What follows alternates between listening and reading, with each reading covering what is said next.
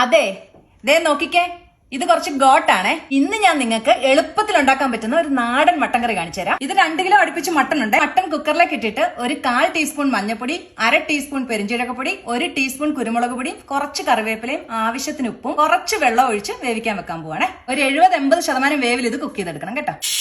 ഒരു വലിയ സവാള സ്ലൈസ് ചെയ്തത്, ഒരു 12 ചെറിയ ഉള്ളി, തേങ്ങാക്കൊത്ത്, കുറച്ച് കറിവേപ്പില, ഒരു 2 പച്ചമുളക് കീറിയത്, ഒരു 2.5-3 ടേബിൾ സ്പൂൺ ഇഞ്ചി വെളുത്തുള്ളി ചതച്ചത്. വെളിച്ചെണ്ണ ചൂടാകുമ്പോൾ നമുക്ക് തേങ്ങാക്കൊത്ത് അതിലേക്ക് ഇട്ടുകൊടുത്ത് നന്നായിട്ടൊന്ന് മൂത്ത് വരുമ്പോൾ അതിലേക്ക് ഇഞ്ചി വെളുത്തുള്ളി ചതച്ചത് ഇട്ടുകൊടുത്ത് അതും നന്നായിട്ട് മൂത്ത് കഴിയുമ്പോൾ ബാക്കിയുള്ള സാധനങ്ങളും കൂടി ഇട്ട് നന്നായിട്ട് വഴറ്റിയെടുക്കാം.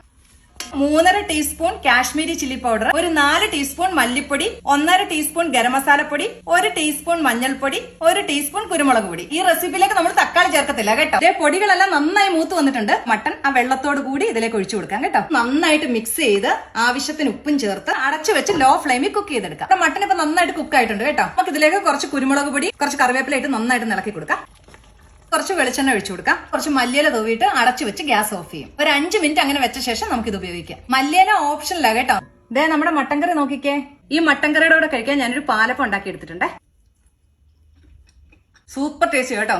ഇത് അപ്പത്തിന് ബെസ്റ്റ് കോമ്പിനേഷനായി, പൊറോട്ടയ്ക്കും ബെസ്റ്റാ കേട്ടോ.